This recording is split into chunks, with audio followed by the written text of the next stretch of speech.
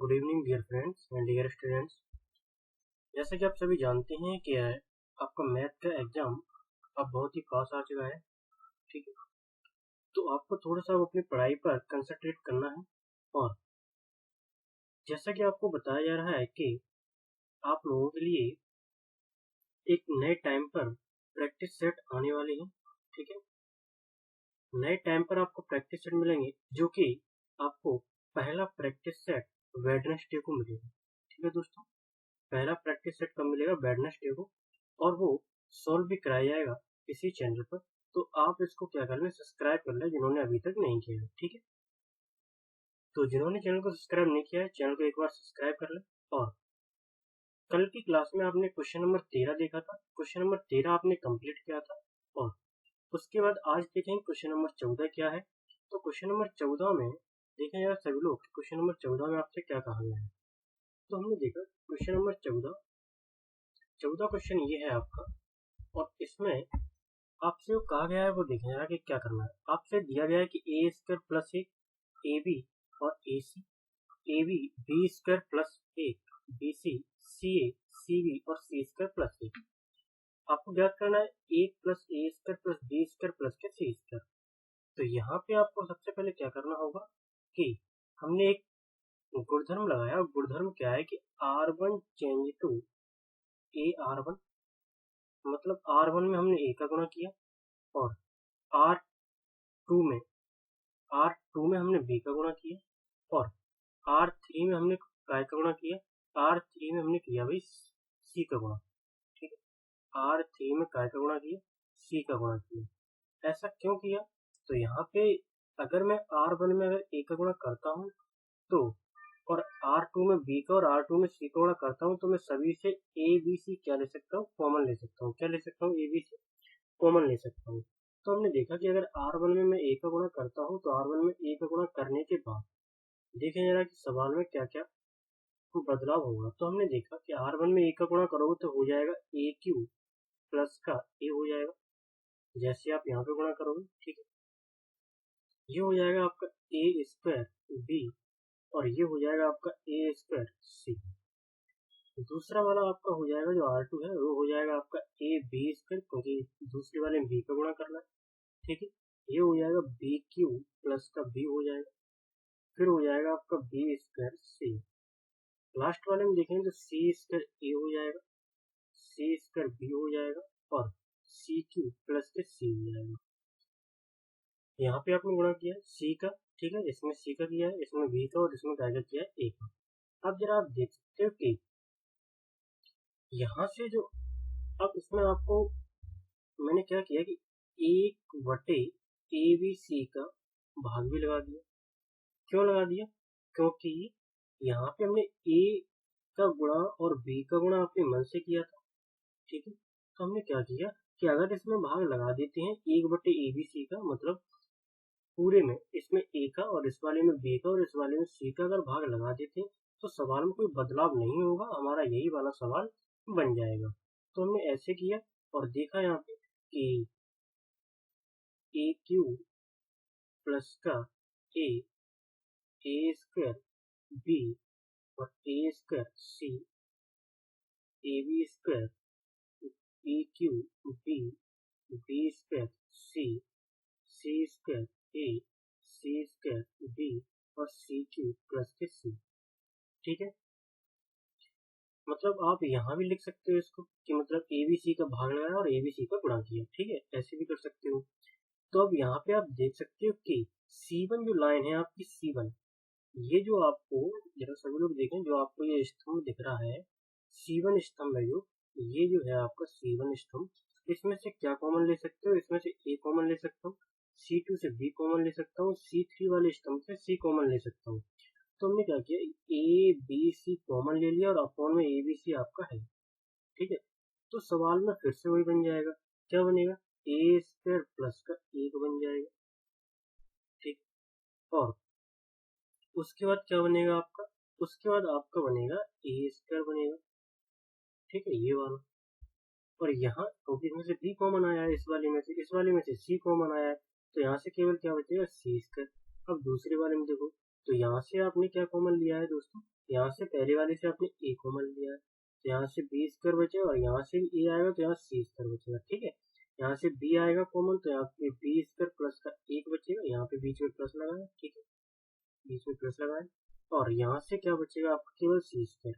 यहाँ से सी वाले कॉमन आया, इस वाले स्तंभ से सी कॉमन आएगा तो यहाँ से बी स्क्वायर बचेगा और सी स्क्वायर प्लस का एक बचेगा। ठीक है, अब हमने क्या किया कि R1 change to R1 plus R2 और प्लस का R3 तीनों को जोड़ दिया। मतलब R1 में हमने R2 को भी जोड़ा, R3 को भी जोड़ा। ऐसा क्यों जोड़ा गया, क्योंकि यहाँ पे अच्छा इसमें आप एक तरीका और लगा सकते हो। क्या तरीका लगा सकते हो कि आप C1 से भी इसको कर सकते हो। कैसे कर सकते हो, C1 से भी कर सकते हो।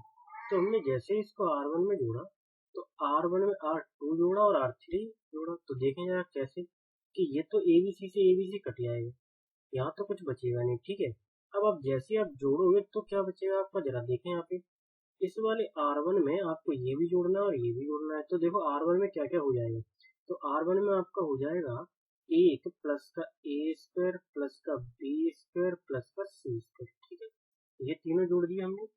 अब हम इन तीनों को जोड़ेंगे, ये भी क्या हो जाएगा एक प्लस का ए स्क्वायर प्लस का बी स्क्वायर प्लस का सी स्क्वायर। इसको भी आप जैसे जोड़ोगे तो वो भी आपका क्या बनेगा, तो वो भी आपका यहाँ पे देखो एक plus a square plus b square plus c square बनेगा। अब हमने क्या किया कि R1 से हमने क्या किया, एक plus a square plus b square plus c square तीनों में आ रहा है कि नहीं आ रहा, वो हमने क्या ले लिया, अभी उभयनिष्ठ ले लिया। उभयनिष्ठ का मतलब क्या ले लिया हमने, कॉमन ले लिया। कॉमन लेने के बाद यहाँ पे क्या बचेगा, यहाँ पे तो आपका एक बचेगा क्योंकि ये तो कॉमन लग जाएगा, तो यहाँ पे एक बचेगा, यहाँ पे भी एक और यहाँ पे भी एक। R2 और R3 इनसे आप कोई मतलब नहीं है, तो ये जैसे लिखे हैं वैसे लिख लेंगे। ठीक है, उसके बाद हमने देखा कि जो कॉमन हमने लिया है उसके बाद अब हम बनाएंगे जीरो।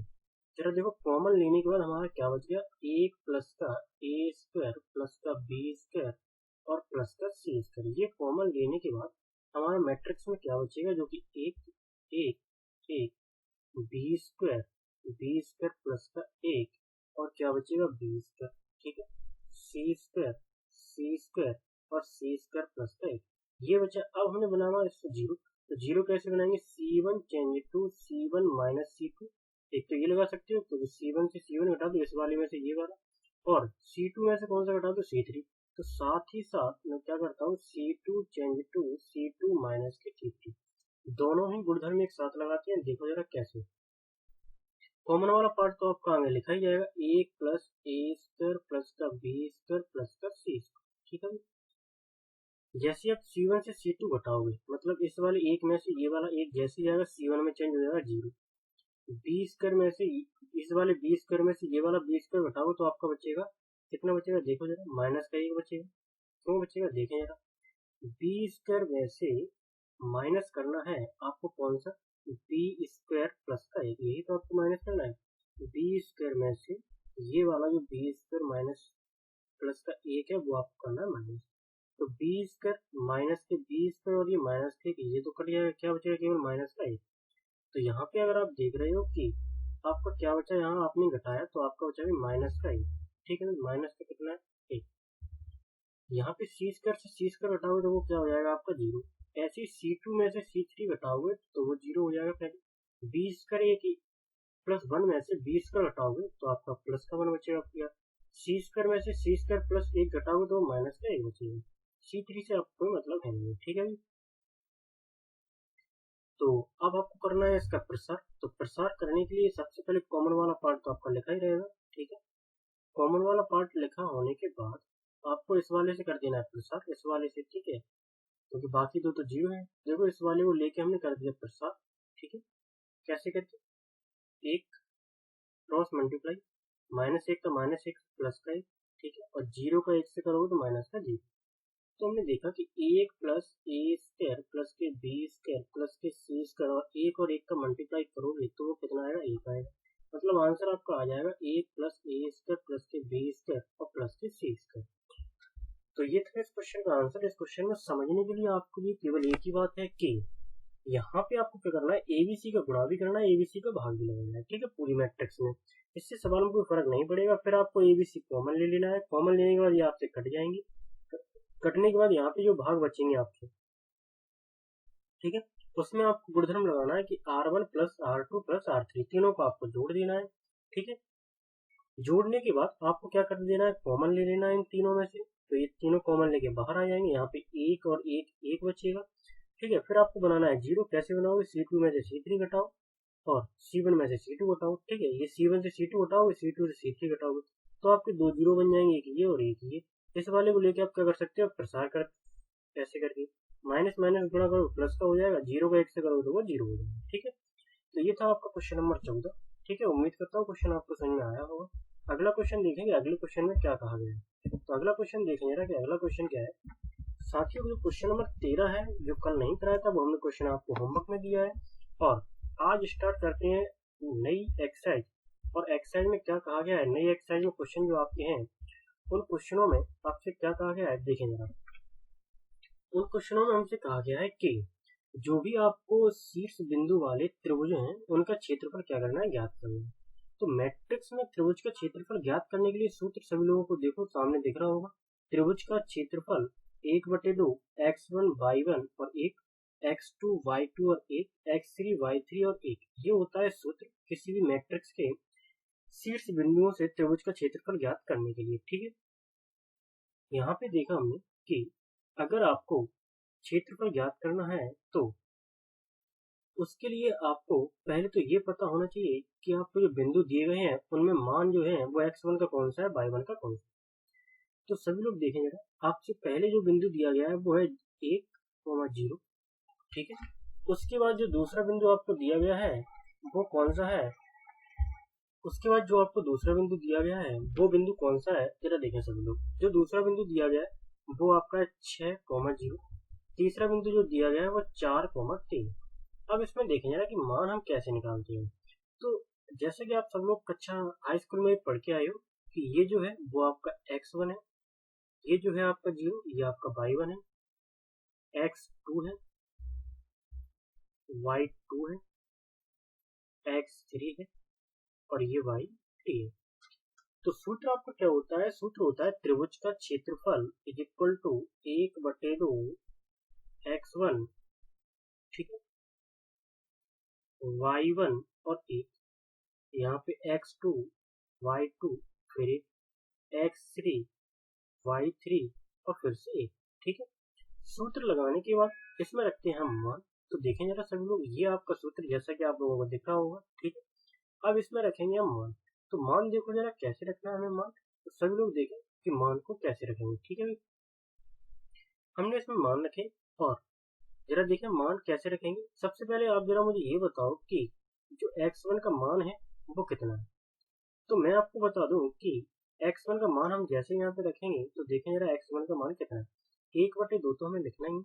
x1 का मान है हमारा 1। ठीक है। y1 का मान है हमारा 0 और फिर 1 तो सूत्र में ही। x2 का मान है 6, y2 का मान है 0 और फिर 1 सूत्र में है। x3 का मान है 4, 3 और फिर 1। सारणी का करते हैं हम प्रसार। और प्रसार कैसे करेंगे जरा देखें सभी लोग कि प्रसार हमें कैसे करना है। तो प्रसार करने के लिए जरा सभी लोग देखें कैसे करना है इसका प्रसार। 1/2 तो आपका सूत्र में है, तो 1/2 तो लिखा रहेगा। ठीक है। ब्रैकेट स्टार्ट किया। सबसे पहले पहली वाली पंक्ति से प्रसार करते हैं तो 1 को लिया जाएगा सबसे पहले, और 1 के साथ में जो आपकी लाइनें हैं जुड़ी होंगी वो आपकी बंद हो जाएंगी। देखें जरा उनको ढक लो।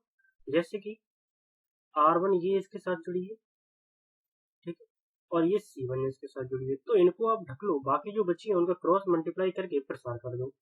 तो हमने देखा 0 का होगा 1 से, और आपने 1 लिया है पहले तो 1 को लिखोगे।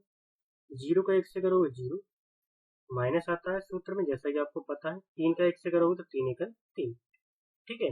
ये हमने कर दिया आपका ये वाला। ठीक है। अब जरा आप देखो कि अब की बार आपको लेना है कौन सा वाला।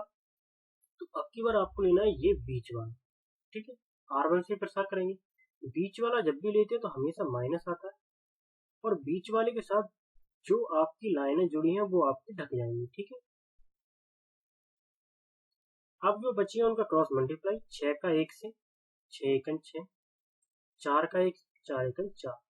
फिर आप देखोगे कि आपकी जो लाइनें हैं वो अब की बार कौन सी लेना है, तो अब की बार लेना है तीसरा अवयव R1 का। तीसरा अवयव लेंगे तो प्लस का 1 केवल बीच वाले में जब भी बीच वाला जब लेते हो तभी आपका माइनस आता है, बाकी प्लस आता है। तो आपकी कौन सी लाइन इसमें जुड़ी है? एक तो R1 है और एक C3। R1 तो आपके हमेशा जुड़ी रहेगी, ठीक है। तो 6 का 3 से करोगे कितना हो जाएगा? 6 का 3 से 18, ठीक है। 4 का 0 से करोगे तो वो कितना आएगा आपका? 0। सॉल्व करोगे तो 1/2 1 माइनस का 3, ये तो आपका 0 ही हो जाएगा, तो इसे तो हटाओ, इसे 0 कर दो, प्लस 1, ठीक है।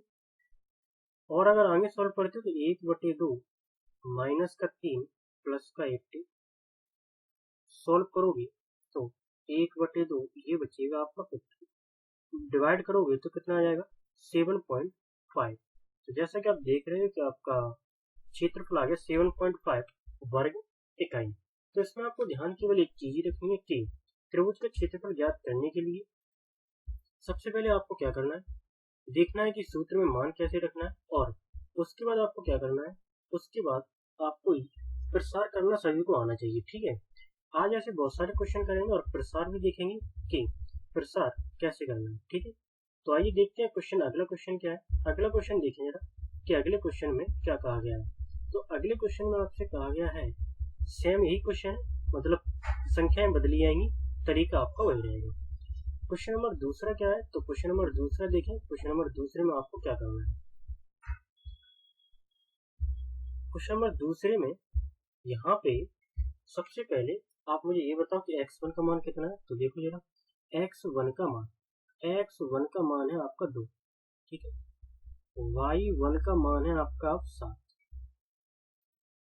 ठीक है, ये मैंने लिख लिया। x2 का मान है आपका 1, y2 का मान है आपका 1, ठीक है, ये भी लिख लिया।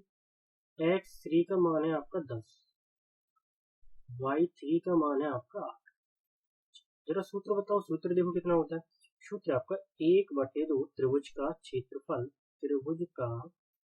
क्षेत्रफल बराबर 1/2 x1 y1 1, x2 y2 फिर से, ठीक है, x3 y3 और फिर से इसमें रखेंगे हम मान। तो देखो जरा, 1/2 तो x1 7 और 1 1 1 और 1, क्योंकि ये दोनों मान रखे x2 y2, फिर 10 8 और 1। सॉल्व करोगे तो देखो जरा, प्रसार करोगे तो प्रसार करके कितना आएगा? देखो, प्रसार करोगे तो 1/2, ठीक है। और R1 से आपको करना है प्रसार, तो 2 लिखेंगे पहले, और 2 के साथ में कौन कौन सी लाइनें जुड़ी हैं? तो 2 के साथ में एक आपकी ये लाइन है, ठीक है, R1, और एक है आपकी C1। क्रॉस मल्टीप्लाई करोगे, 1 का 1 से होगा तो 1 हो जाएगा, माइनस 8 का 1 से होगा तो 8 हो जाएगा। उसके बाद आपको देखना है कि अब की बार आपको लेना है बीच वाला, और जो कि है आपका कितना? 7, ठीक है। 7 लोगे, जब भी बीच वाला लेते हैं तो कौन सा चिन्ह आता है? माइनस आता है। 7 के साथ कौन कौन सी लाइनें आपकी जुड़ी हैं? तो 7 के साथ आपकी C2 जुड़ी है और R1 तो जुड़ी ही रहेगी, ठीक है। क्रॉस मल्टीप्लाई 1 का 1 से 1 हो जाएगा, 10 का 1 से करोगे तो 10 हो जाएगा। लास्ट वाला अगर आप देखोगे तो उसके साथ भी आपकी R1 तो जुड़ी ही रहेगी, ठीक है। केवल C3 इसमें ढक जाएगी आपकी, ठीक है, जब भी लास्ट वाला लोगे तो वो रहेगा आपका प्लस का 1। सॉल्व करते हो तो 8 और माइनस का 10, ठीक है। सॉल्व करोगे तो 1/2 यहाँ पे करोगे तो 2, और 8 में से 1 जाएगा, माइनस के 7 बचेंगे, माइनस के 7, 10 में से 1 जाएगा, माइनस के 9 बचेंगे, प्लस का 1, और 10 में से 8 जाएगा, माइनस का 2 बचेंगे, ठीक है। तो आगे और सॉल्व करते हो, 1/2 माइनस के 14, ठीक है, प्लस का 63 और माइनस का 2। सॉल्व करोगे तो यहाँ पे देखो यार कि कितने बचते हैं, माइनस के 16 हो जाएंगे, 14 और 2, ठीक है, और प्लस का 63। अगर 63 में से आप 16 को सब्ट्रैक्ट करते हो तो 47 बचेगा, और 2 का अगर डिवाइड करते हो तो 2 2 4, ठीक है। और यहाँ पे अगर आप सॉल्व करोगे तो फिर कितनी बार जाएगा? 2 3 या 6, ठीक है। तो ये डिवाइड जो आपका लगा है वो गलत है। तो यहाँ पे देखो डिवाइड कितना आएगा, 47 का आप डिवाइड लगा सकते हो। पहले तो 2 बार जाएगा, ठीक है, 7 तो 3 बार जाएगा, तो 23 पॉइंट कितना आएगा, 5 आएगा।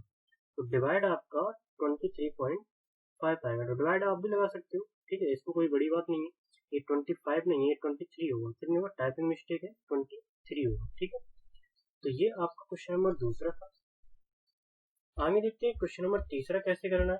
तो क्वेश्चन नंबर तीसरा भी आपका बहुत ही सिंपल है। ऐसे बहुत सारे क्वेश्चनों की प्रैक्टिस भी करना है आपके एग्जाम में। एक ऐसा 2 या 3 नंबर का क्वेश्चन आता भी है, ठीक है। तो क्वेश्चन नंबर देखेंगे, क्वेश्चन नंबर तीसरे में क्या कहा गया है। तो क्वेश्चन नंबर तीसरे में हमने देखा, यहाँ पे भी आपको मान निकालना है त्रिभुज का क्षेत्रफल का। क्या निकालना है, त्रिभुज का क्षेत्रफल। और त्रिभुज का क्षेत्रफल ज्ञात करने के लिए आपको सूत्र आपको पता है कि कैसे ज्ञात करते हैं। तो सभी लोग जरा मुझे एक बार फिर से ये बताएं कि यहाँ पे x1 का मान कितना है। तो x1 का मान अब की बार है भाई, x1 का मान है आपकी बार -2, ठीक है। तो y1 का जो मान है वो है आपका -3, ठीक है। x2 का जो मान है वो है आपका 3, y2 का जो मान है वो है आपका 2, x3 का जो मान है वो है आपका -6, y3 का जो मान है वो है आपका -8। सभी लोग एक बार जरा देखें कि फार्मूला क्या होता है। तो 1/2 x1 y1 1, x2 y2 1, x3 y3 और 1, ये होता है आपका सूत्र। तो यहाँ पे सूत्र लगाने के बाद हम इसमें करते हैं वैल्यू पुट। तो देखें जरा कैसे वैल्यू पुट करते हैं। तो 1/2, देखो जरा यही देखो 1/2, ठीक है। x1 की वैल्यू बताओ जरा कितनी है। तो है -2, -3 और 1, 3, 2, 1, -1, -8 और 1। वैल्यू पुट करने के बाद करते हैं इसका प्रसार। देखें जरा 1/2, तो प्रसार सबसे पहले देखा जाए तो लिया जाएगा R1 से करना है, तो 2 लिए जाएंगे पहले -2। अब इस 2 के साथ जरा सभी लोग देखें कि कौन कौन सी लाइनें आपकी जुड़ी हैं। तो एक तो ये जुड़ी है C1 और आपकी R1 जुड़ी है। जो बच्चे हैं उनका क्रॉस मल्टीप्लाई करोगे, तो क्रॉस मल्टीप्लाई करोगे तो 2 का 1 से 2, और यहाँ पे जैसे हम -8 का 1 से करोगे तो आपको पता है कि बीच में भी माइनस होता है सूत्र में। तो दोस्तों माइनस माइनस क्या हो जाएगा आपका, माइनस माइनस यहाँ पे आपको ये ध्यान रखना है कि हो जाएगा आपका प्लस, ठीक है। तो मैं डायरेक्ट लगाता हूँ यहाँ पे +8 हो जाएगा, ठीक है। जब भी आप बीच वाला लेते हो, बीच वाला अभी आप जब भी लेते हो तो आपका क्या आता है, माइनस आता है। क्या आता है, माइनस आता है। अब माइनस तो आता है, लेकिन यहाँ भी जैसे ये लिखेंगे तो ये -3 है, तो वो माइनस माइनस क्या हो जाएगा आपका, प्लस हो जाएगा। अब देखो जरा ये लाइन इसके साथ जुड़ी है और ये लाइन इसके साथ जुड़ी है, तो जो बचे हैं उनका क्रॉस मल्टीप्लाई 3 का होगा 1 से, तो 3 बन गया 3, और प्लस का 1 आएगा। आपको पता चल गया होगा ये प्लस का 1 क्यों आया, क्योंकि ये माइनस का 1 होगा, तो माइनस माइनस क्या होता है, प्लस होता है। अब की बार आप लेंगे तीसरा अवयव। तीसरा अवयव क्या है आपका, तीसरा अवयव है आपका एक, ये वाला एक, ठीक है, ये वाला, इसके साथ ये लाइनें जुड़ी हैं तो आपकी ये लाइन ढक जाएंगी। बाकी जो बची है उनसे आप कर दोगे प्रसार, ठीक है। 3 का 8 से -24, और ये 1 का आप 2 से करोगे तो प्लस का 2 आएगा, क्योंकि पता है माइनस माइनस क्या हो जाता है, प्लस हो जाता है, ठीक है। यहाँ पे अगर आप सॉल्व करते हो तो 1/2 माइनस का 2, ठीक है, 1/2, और यहाँ पे देखो जरा 1/2 माइनस का 2, सॉल्व करते हो तो ये आपका 10 होगा, ठीक है, प्लस का 3, ये आपका 4 है, प्लस का 1, और ये आपका है कितना, -22। आगे और सॉल्व करोगे तो 1/2, ठीक है, माइनस का 20 हो जाएगा ये आपका, प्लस का 12 हो जाएगा, और माइनस का 22 हो जाएगा, ठीक है। अब अगर आप इसको देखते हो कि आगे इसको आप सॉल्व करोगे तो यहाँ पे देखो जरा कि कितना आपका बचेगा, ठीक है। यहाँ देखो जरा कि कितना होगा सॉल्व होगा, 1/2, इन ये दोनों माइनस के, ये दोनों आप जोड़ दोगे तो कितने हो जाएंगे, 42 हो जाएंगे, और प्लस के कितने हैं, 12, माइनस के 42 है दोस्तों, ठीक है। तो 1/2 ये बचेगा आपका कितना, माइनस का 30, तो आपको कितना आ जाएगा, माइनस के 15 आ जाएगा वर्ग इकाई। लेकिन क्षेत्रफल कभी ऋणात्मक नहीं होता, इसलिए जब भी आप आंसर को लिखोगे ना, तो आंसर को हमेशा आप काय में लिखोगे, पॉजिटिव में लिखोगे। काय में लिखोगे, फर्स्ट में लिखोगे तो त्रिभुज का क्षेत्रफल कितना हो जाएगा 15 वर्ग इकाई। अगर आपके एग्जाम में क्वेश्चन आता है और आप केवल इतना आके छोड़ देते तो आपका क्वेश्चन गलत माना जाएगा। ठीक है, हालांकि पूरा गलत नहीं माना जाएगा लेकिन आपको पूरे नंबर नहीं मिलेंगे क्योंकि आपको ये जो माइनस में आंसर आया है वो आपको प्लस में लिखना होगा। ठीक है, तभी आपको इस क्वेश्चन के पूरे नंबर मिलेंगे। तो देखते हैं कि अगला क्वेश्चन क्या है और अगले क्वेश्चन में आपसे क्या कहा गया है। अगला क्वेश्चन देखेंगे और अगले क्वेश्चन में क्वेश्चन नंबर जो अगला है उसमें क्या कहा गया है। तो हमने देखा कि क्वेश्चन नंबर जो दूसरा है ये भी क्वेश्चन आपके एग्जाम में बहुत आता है। क्वेश्चन बहुत ही सिंपल है और आज की क्लास का ये लास्ट क्वेश्चन है। ठीक है, इस क्वेश्चन में आपसे कहा गया है कि जो आपको जो बिंदु दिए गए हैं ए, बी और सी, इनमें आपको ये दिखाना है कि ये बिंदु समरेख हैं या नहीं।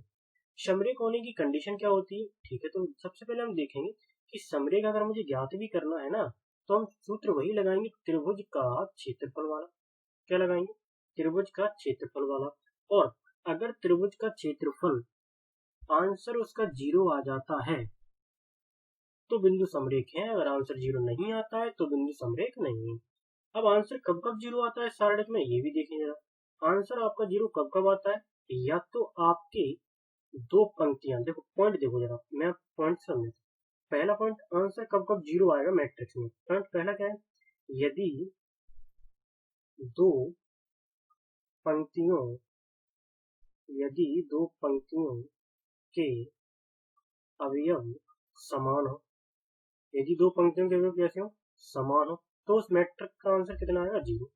नंबर दूसरा क्या है, यदि किन्हीं दो स्तंभों के अवयव कैसे हो, समान हो, तो भी आंसर आपका कितना आएगा, 0 आएगा। ठीक है, तो ये दो पॉइंट आपको बहुत इंपोर्टेंट पॉइंट है, आपको याद रखनी है क्योंकि इससे क्या अपना टाइम बच जाता है क्वेश्चन सॉल्व करने के लिए। ठीक है, तो देखते हैं कि क्वेश्चन को सॉल्व करते हैं। सबसे पहले तो ये पॉइंट आपने लिख लिए होंगे, अब देखें जरा कि क्वेश्चन को कैसे सॉल्व करना है। तो हमने देखा कि इस क्वेश्चन में सबसे पहले आप लोग मुझे ये बताओ कि सबसे पहले मुझे x1 का मान देखना है। ठीक है, तो देखें x1 का मान कितना है, यहाँ देखो जरा सभी लोग, x1 का मान है हमारा a। ठीक है, ये रहा x1 का मान।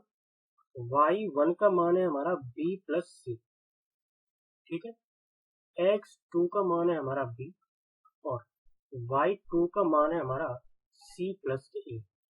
ठीक है, उसके बाद हमने देखा कि x3 का मान कितना है, हमारा c है और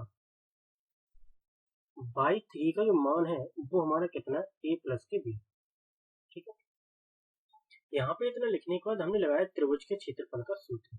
तो एक बार देखें जरा, त्रिभुज का क्षेत्रफल क्या होता है, त्रिभुज का क्षेत्रफल बराबर 1/2।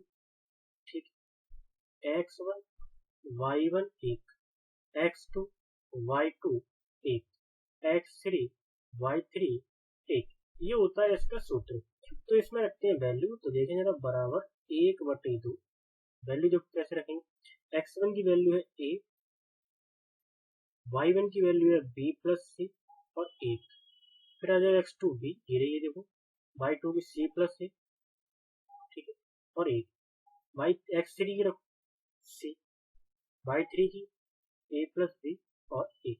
अब करते हैं इसका प्रसार, और प्रसार करने से पहले मैं इस क्वेश्चन को और सिंपल बना सकता हूँ, कैसे करके देखेंगे। प्रसार से भी इसका आंसर आ सकता है, प्रसार नहीं करोगे तो और भी सिंपल हो जाएगा। देखो मैं इसमें एक गुणधर्म लगाता हूँ, गुणधर्म क्या है कि C2, चलो मैं दूसरा गुणधर्म लगाता हूँ क्योंकि C2 वाला तो आपके इसमें लगा ही है, C2 वाला तो आप इसमें देख ही सकते हो। मैं दूसरे गुणधर्म से बताता हूँ, मैं इसमें गुणधर्म लगाता हूँ कि C1 change to C1 plus के C2। इसमें C2 में चेंज हुआ, मैं आपको C1 में चेंज करके बताता हूँ। चलो देखो यहाँ पे 1/2, अब की बार C1 में मुझे C2 जोड़ना है, तो देखो कितना आएगा, a प्लस बी प्लस सी आएगा, a प्लस बी प्लस सी आएगा, a प्लस बी प्लस सी यहाँ पे भी आएगा। C2 से हमें कोई मतलब ही नहीं है, ठीक, ना C3 से हमें कोई मतलब है। अब जरा आप देखो कि C1 से a प्लस के b प्लस के c में क्या ले रहा हूँ, कॉमन ले रहा हूँ C1 से। C1 से A plus B plus C हमने क्या ले लिया, कॉमन ले लिया। अगर C1 से A plus B plus C common ले लिया तो क्या बचेगा, देखिए जरा यहाँ पे 1/2 तो आपका लिखा ही रहेगा, ठीक है। कॉमन ले लिया तो हमने बाहर लिख लिया A प्लस के B और प्लस के C, ठीक है। कॉमन लेने के बाद अंदर क्या बचेगा, तो अंदर बचेगा 1 1 1 B प्लस के C, C प्लस के A और A प्लस के B, ठीक है। और 1 1 1। तो जैसा कि हमने बताया था आपको, किन्हीं दो स्तंभों के अगर अवयव समान हो जाते हैं या किन्हीं दो पंक्तियों के अवयव समान हो जाते हैं तो सारणिक का मान कितना आता है, 0 आता है। अब जैसा कि इसमें आप देख रहे हो कि जो आपका C1 है, जो आपका ये C1 है, यहाँ देखो जरा, जो आपका ये C1 है और ये जो आपका C3 है, इसके अवयव कैसे हैं, समान है। तो मैं लिख सकता हूँ क्योंकि C1 is equal to C3। अगर C1 C3 अगर ये समान है तो इस सारणिक का मान कितना होगा, तो इस सारणिक का मान कितना होगा, 0 होगा। और साथ ही अगर सारणिक का मान 0 आता है तो बिंदु कैसे होंगे, समरेख होंगे। तो उम्मीद करता हूँ कि आपको समरेख की कंडीशन भी समझ में आई होगी कि क्या होती है। आप इसको इस तरीके से भी कर सकते हो जो आपको ये तरीका दिया गया है, ठीक है, जो आपने जो प्रिंट आउट किया है तरीका, ठीक है, उससे भी कर सकते हो, या आप इस तरीके से भी कर सकते हो। आप दोनों तरीके से इस क्वेश्चन को कर सकते हो। तो ये थी आज की आपकी क्लास। उम्मीद करता हूँ कि आपकी क्लास, आज की क्लास आपको समझ में आई होगी, ठीक है।